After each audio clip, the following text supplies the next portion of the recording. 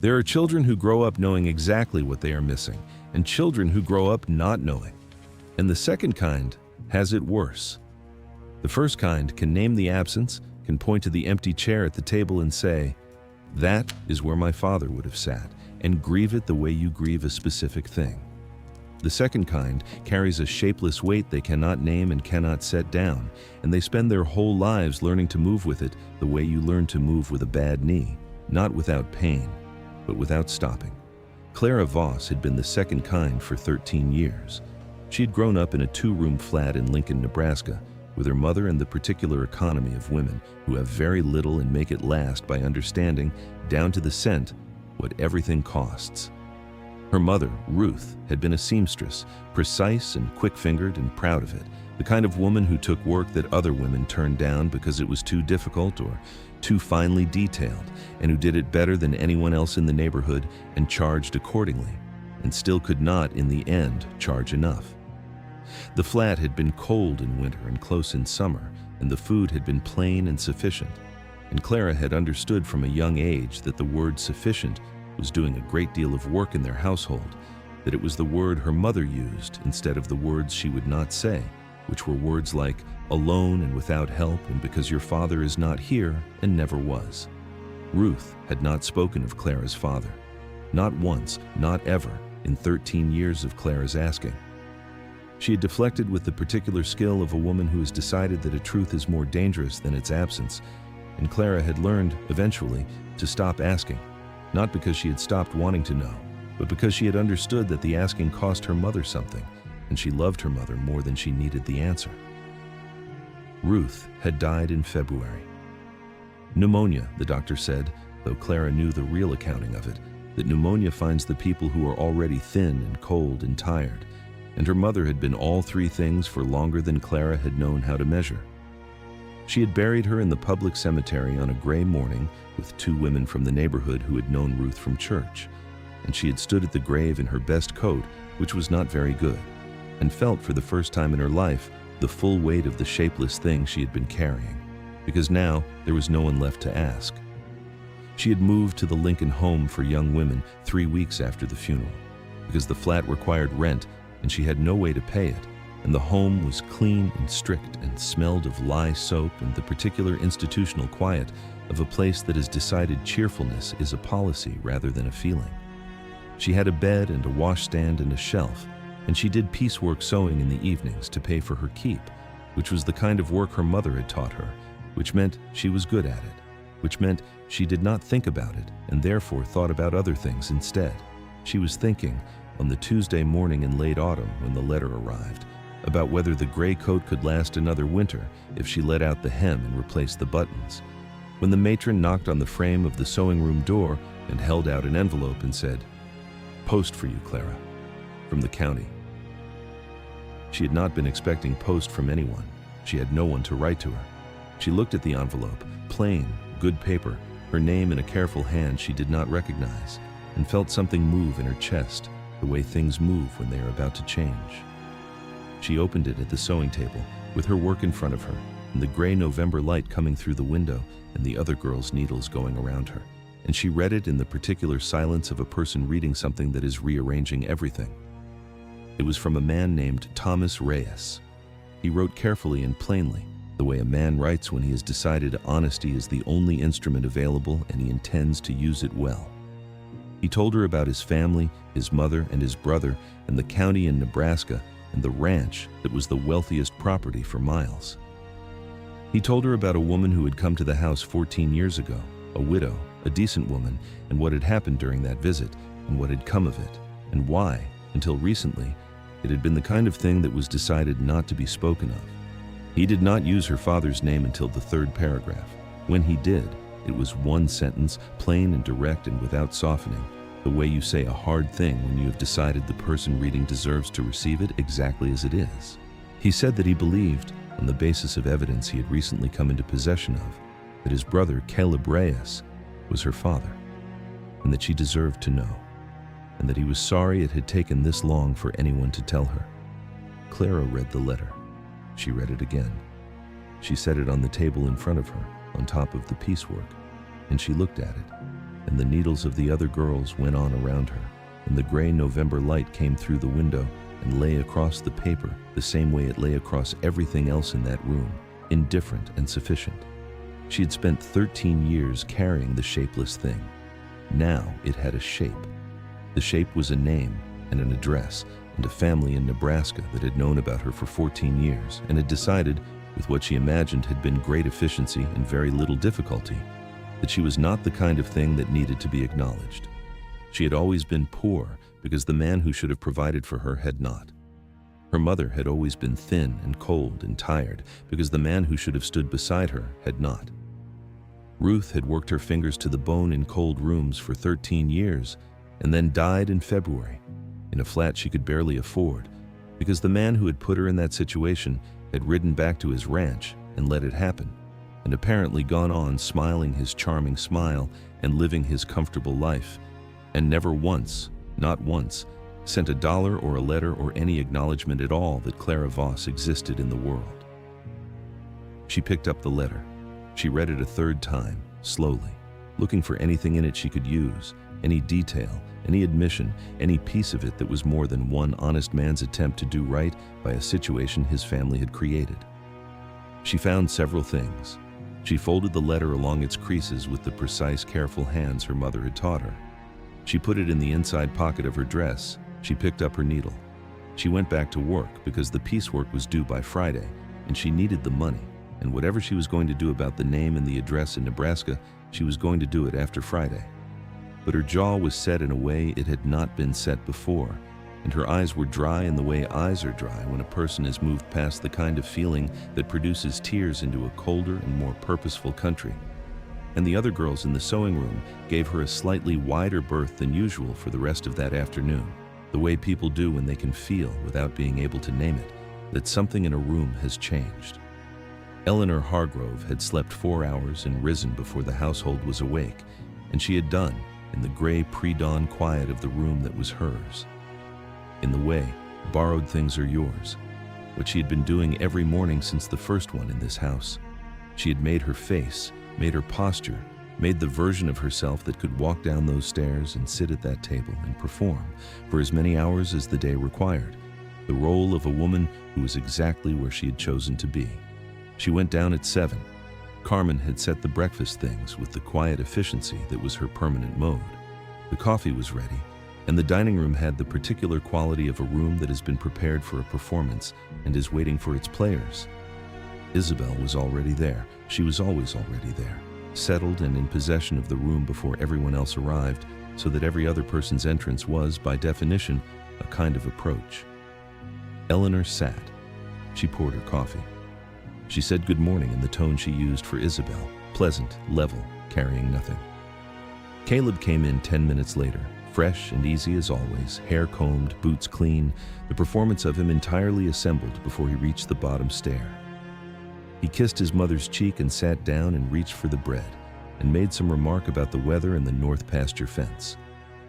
Eleanor watched the morning arrange itself around the table and drank her coffee and waited, because she had learned that Isabel's timing was impeccable and her openings were never accidental, and that the only useful response to both was patience. It came, as she had known it would, between the bread and the second cup of coffee. Isabel set down her cup. She looked at Eleanor with the expression she wore when she had decided something was going to be said and was arranging the saying of it for maximum effect. "I've been thinking," Isabel said, "about practical matters. Your father's situation when he died was not straightforward. I think you know this." Eleanor looked at her. She set her own cup down. She said, "My father had a note on the ranch. He had been paying interest on it for years. The bank held the note." "The bank," Isabel said, "held the original note, but notes, as you may know, can be transferred, bought, held by parties other than the original lender." She let this sit in the air a moment. "The note on the Hargrove Ranch was purchased, some time before your father's death, by a private party. The terms of the purchase included certain arrangements." Eleanor said, "I know." Isabel's expression did not change, but something behind it did, something very small, a fractional recalibration, the expression of a woman who has placed a card on the table and found that the person across from her was already holding it. "You know," she said, "it was not quite a question." "I know that the note was purchased," Eleanor said. "I know who purchased it. I know the terms that were agreed to. I know that my father accepted those terms and that the arrangement was conducted through an intermediary." She looked at Isabel directly, with the full composed steadiness of a woman who has spent 6 days preparing for exactly this conversation. "I know," she said, "considerably more than I think you expected me to know when you sat down this morning." A silence. The coffee cooled in both their cups. Carmen, somewhere in the kitchen corridor, went very quiet. Caleb had stopped eating. Eleanor did not look at him. She kept her eyes on Isabel and held the older woman's gaze without flinching, without heat, without any of the tells of a person who is bluffing. She was not bluffing. Isabel looked at her for a long moment. Then she looked at Caleb. The look she gave him was brief and sharp, a blade of a look that carried a question and an instruction simultaneously. Caleb looked back at his mother, and in that half-second exchange, something passed between them that Eleanor could feel, a recalibration, a closing of ranks, the specific quality of two people who have managed things together for a long time and have just understood that the thing they are managing has become more complicated than they planned for. Then, Caleb looked at Eleanor, and he did something she had not expected. He said, "Mother, That's enough. Mother." He said it quietly, pleasantly even, the warmth entirely in place, the smile at the corners of his mouth. But the words were what they were, directed at Isabel, and they meant, with complete clarity, "Stop." Isabel looked at her son for a moment with the closest thing to surprise Eleanor had seen on her face. Then she looked back at her coffee. She picked up her cup. She drank from it. And she did not say another word on the subject, because Caleb had asked her not to, and whatever the architecture of this family was, there was something in his voice this morning that was not asking. Eleanor looked at Caleb. His eyes were warm, genuinely warm, or as close to it as she had seen from him, and there was something in the warmth that was new. Not the calculated warmth of the platform, not the managed warmth of the dinner table. Something more complicated than either.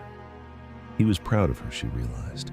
He had watched her face down his mother at a breakfast table, and he was proud of her the way a man is proud of something he considers his. The feeling was, she examined it honestly, the way she examined everything, not entirely unpleasant. That was what she found most unsettling about it. She looked back at her coffee. She drank it. She said nothing. The breakfast went on. What happened in the hours after breakfast was something Eleanor could only describe to herself as a doubling, as though Caleb had split overnight into two men occupying the same body and wearing the same face and taking shifts in a way that was so practiced and so seamless she could not always tell which one she was dealing with until she had already been dealing with him for several minutes. The first man, the one who had said, "That's enough, Mother," at the breakfast table, was the one who appeared at the door of the morning room an hour after breakfast to ask if she would like to see the west pasture. He said it with his hat in his hands in that warm, unhurried manner that had, she was honest enough to admit to herself, been effective from the beginning, not because she trusted it, but because it was beautiful in the way that certain dangerous things are beautiful. The way a hawk is beautiful, the way a river is beautiful right before it turns. She had gone with him. They had ridden out to the west pasture in the thin November sun, and Caleb had been easy and direct, the talk of a man who genuinely understood the land he was on. He had asked about Kansas, not the rehearsed version she produced for company, but the specific things, what the grass looked like in June, whether the well had ever run dry, how her father had managed the breeding lines when the drought came. He listened to the answers with real attention, and once, when she described the particular color of the Kansas sky and the specific white gold it turned at the height of summer, so bright it was almost painful, he said simply, "I'd like to have seen that," and she believed him. She believed him the way you believe something that surprises you, not completely, not without reservation, but more than you expected to. Then they rode back to the ranch, and he helped her down from the horse, and his hands at her waist were careful and brief, and she went inside and thought, there it is. The thing that makes him dangerous, not the threat, not the coldness she had seen in the room on the wedding night, the fact that he could, when he chose to, be this. The second man appeared at lunchtime, with the particular timing of someone who has received bad news and is processing it behind a smile. He came back from town at noon and was exactly as he always was on the surface, easy, warm, impeccably assembled. He passed Eleanor the salt with a smile that reached precisely as far as his mouth, but his eyes were different. She had learned his eyes over 6 days the way you learn a stretch of unfamiliar road, by what was on it and what wasn't. His eyes today had something in them that had not been there at breakfast, a watchfulness that was tighter, more specific, pointed rather than general. He was tracking her. After lunch, she went to the morning room. Within 10 minutes, Caleb appeared in the doorway, simply there, leaning against the frame with his arms loosely crossed and his expression pleasant, the way he appeared in doorways when he wanted to remind you of his presence without appearing to be reminding you. He stayed for 5 minutes, talking about nothing, the weather, the fence repair on the north boundary. Then he left. She went to the library. 20 minutes later, his footstep in the corridor. He did not come in, but she felt the pause. She went to the garden. When she came back through the kitchen door, he was in the corridor talking to Carmen, and he looked up at her with that warm, certain smile and said, "Cold out, isn't it?" And she said, "Yes," and went upstairs and understood that whatever Caleb had learned in town had changed the nature of his surveillance from ambient to deliberate. Rufino found her in the upstairs corridor at 3 o'clock. He was simply there in the way he was always simply there, his basket and his timing, and when she came out of the library, they walked toward each other and did not say anything for a moment. "Don Caleb went to town this morning," she said quietly, when she was close enough that the hallway would not carry the words. "Yes," Rufino said. "Do you know what he learned?" He looked at his basket. He said, "A man named Pruitt sent word. Something to do with a filing at the county recorder's office. I do not know the specifics. I know only that Don Caleb came back different than he left." "Yes," Eleanor said. "I know. He's been watching me since noon, every room. Not obviously, but every room." Rufino nodded once. "Then you should know something else. Don Caleb has been asking Carmen questions about your habits. When you rise, when you retire, what you do in the evenings. Carmen tells him what she must and no more, but he is asking." Eleanor stood with this quietly and without flinching. "Thank you, Rufino," she said. He inclined his head and went on down the corridor with his basket. Eleanor went back to the room and moved the journal to the inside pocket of her winter coat, which hung in the wardrobe. And she did this in the unhurried way she did most things that mattered, without drama, without haste, without letting the action announce itself to the room. Then she smoothed the surface of the desk with her palm and sat down with her hands in her lap and waited for dinner. Thomas had written 2 letters that morning from the Kellerman farm. The first was to Abbott, 3 pages, laying out everything from Aldrich's copies to Margaret Olson's testimony to the ledger, requesting an urgent meeting and asking what the filing options were now that they had documentary evidence rather than testimony alone. He wrote it with the careful precision of a man who has decided that whatever room exists for ambiguity is a room that will be used against him. The second letter had taken longer. He had written 3 versions, each one more honest than the last, each one pushed aside because it was either too much or not enough. He had written to Clara Voss. He told her his name and who he was and what he knew and how he knew it. He told her about her mother's visit to the ranch, what had happened and what had been decided afterward, and by whom. He did not soften it. She was 13, and she had been lied to her entire life by omission, and she deserved the truth in the form it came in, which was hard. He told her he could not, in the current circumstances, offer her anything in the way of a home or an income. The situation was complicated by legal proceedings and by his own adversarial position within the family. He told her he intended to pursue those proceedings regardless, and that the outcome would have implications for her. He told her she was not alone. He told her he was sorry it had taken this long. He sent both letters with Kellerman's son, who was riding to town anyway. Then he went back inside and sat at the table and looked at his own hands. He thought about the ledger's last entry, "God forgive me," and what it meant that his father had written those words 2 weeks before he died and still had not opened the drawer. He thought about Eleanor, 4 miles west, in a house where Caleb now knew more than it was safe for him to know. He picked up his pen and wrote one more note, just 4 lines, addressed to Rufino, asking whether Eleanor was all right, saying he would be at the grandfather tree at noon on Thursday. He folded it small, and sealed it and put it in his coat pocket. Clara Voss had put the letter in her dress pocket and gone back to her piecework, and had not taken it out again until Tuesday night, when the home was quiet and the other girls were asleep, and she was lying in her narrow bed in the dark, looking at the ceiling. She lay there with the folded letter in her hands, and she thought about her mother.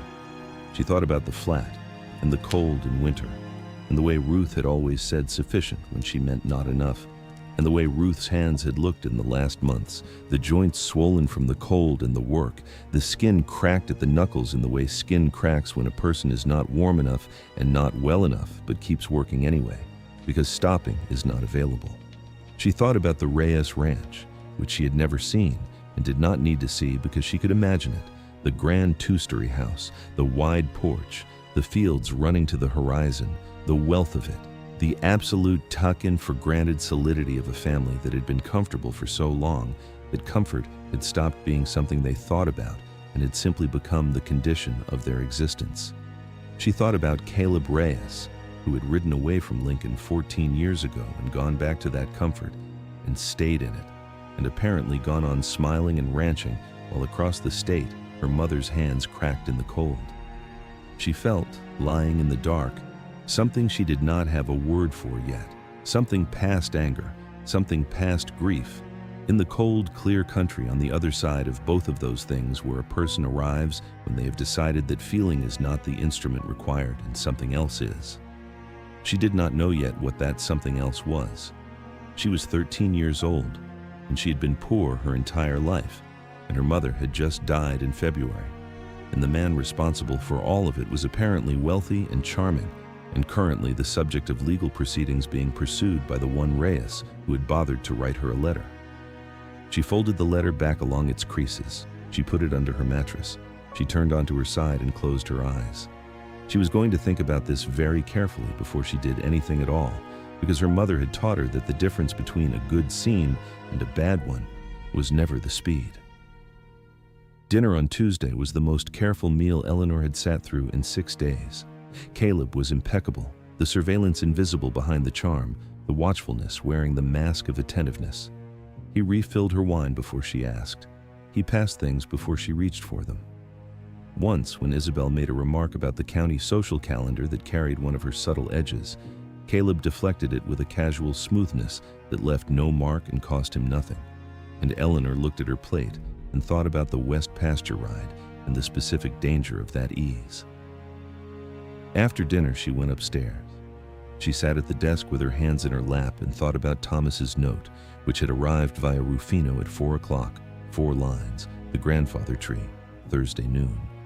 She thought about what she needed to tell him and how much of it she could carry in her head without writing it down. She thought about Marisol's note, still here, watching, right back through Ari, and about what it meant that Marisol had chosen to stay and what it would cost her.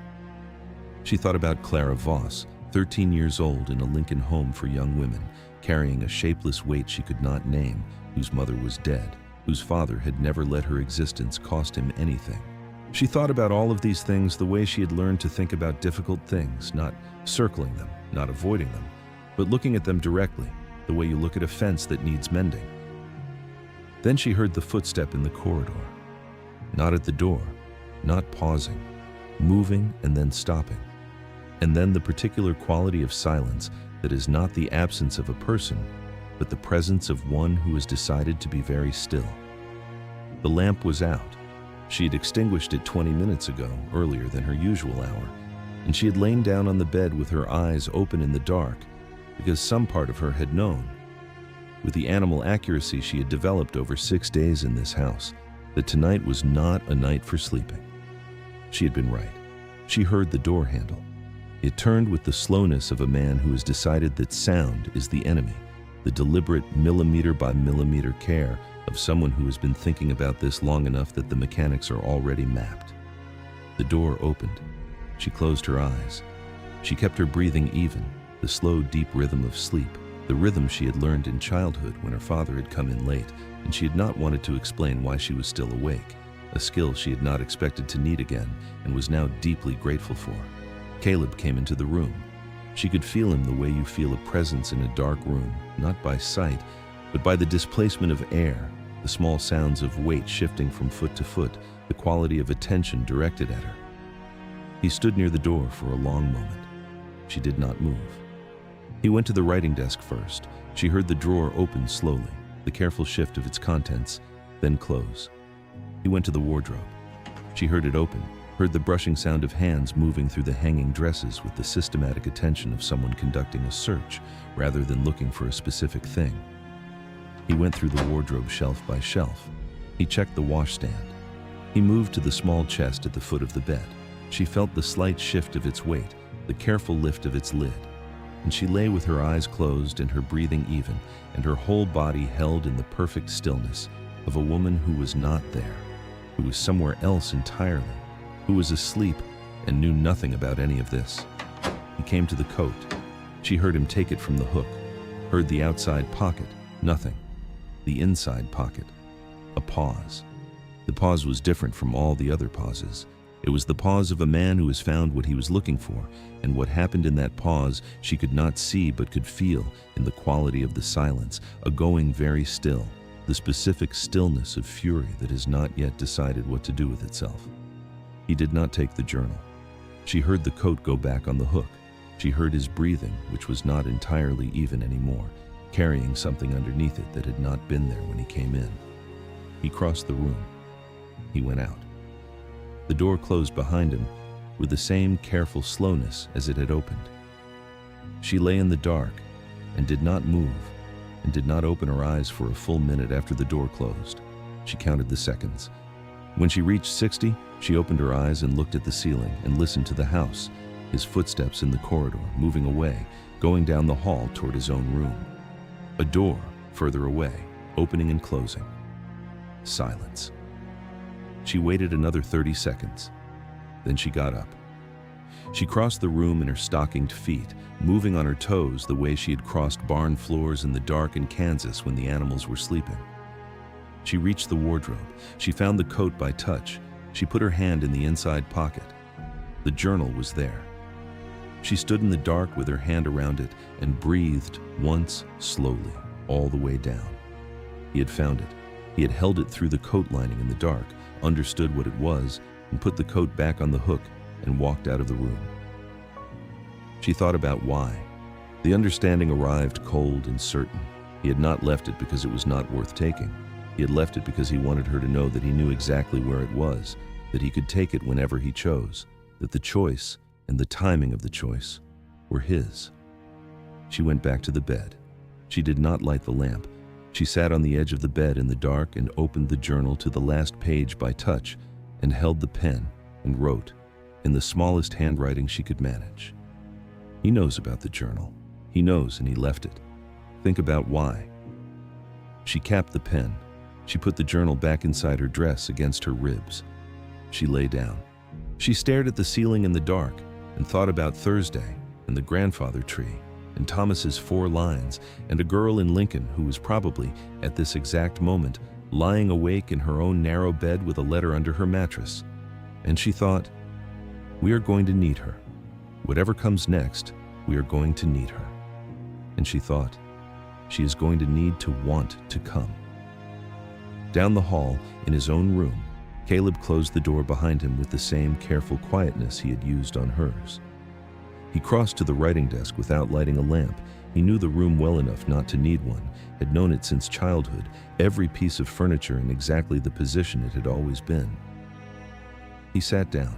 He opened the top drawer and drew out a single folded sheet with the heading of the county recorder's office, visible in the faint light from the window, the kind of document that arrives in a meeting rather than by post, hand-delivered by a man who understands the value of discretion. He had gone to see Pruitt that morning. Elias Pruitt himself arrived 2 days ago from Kansas, white around the mouth when he put the document on the table. Recorder's office confirms additional filings, he had said. Thomas Reyes has begun moving faster than expected. Caleb had looked at the document for a long time, long enough that Pruitt had shifted in his chair and said something about the family's position in the county and the difficulty of certain kinds of proceedings. And Caleb had not answered because he was reading the document and he was thinking, and the two things required his complete attention. He had folded it and put it in his coat and thanked Pruitt and ridden back to the ranch, and he had spent the afternoon being exactly what he always was: warm, present, smooth, attentive, and it had cost him today more than it usually did. Now he unfolded the document again in the near dark and looked at it with the particular cold attention of a man who is doing arithmetic. Not the arithmetic of feeling, not grief or anger, but the arithmetic of a situation. What is known, what is not known, what can be managed, what cannot, and what the next move is. He had found the journal. He had not taken it, because taking it would have told her that he had been in the room, which she was not supposed to know, and because a journal in a pocket is a journal whose location he knows, which was, at this moment, more valuable than a journal in his possession. He knew she was writing things down. He knew she had resources he had not yet fully mapped. He knew that whatever she and Thomas had set in motion had reached the county recorder's office, which meant it was no longer a matter of family arrangement and family pressure, but of something that had an official existence, a file number, a paper trail. He folded the document. He set it on the desk. He looked at the window, at the flat, dark Nebraska night beyond the glass, the fields and the sky, and the enormous, indifferent plains that went on in every direction and did not care, not even slightly, what happened in the houses that sat on them. And then, for the first time since the church doors opened and his brother walked through them, he smiled. It was not the warm smile. It was not the smile he had worn on the platform in the station or at the altar or across 100 dinner tables. It was something underneath that smile, something that had always been there, underneath, waiting, that did not require an audience and did not perform for one. He looked at the window. He looked at the document on the desk. He said to the room in a voice that was very quiet and entirely certain, "So, a pause. That's the game we're playing. Thank you for spending time with me today. If this story touched you about the things we carry without names and the moment we finally learn what to call them, I hope you'll join me again." Caleb has found the journal and left it there. Clara Voss has put a letter under her mattress and gone back to work. And Eleanor is lying in the dark, thinking about a girl she has never met, understanding that the next move in this house may depend entirely on what that girl decides to do with her anger. Consider subscribing so you don't miss what happens next. Until then, keep the light on the porch.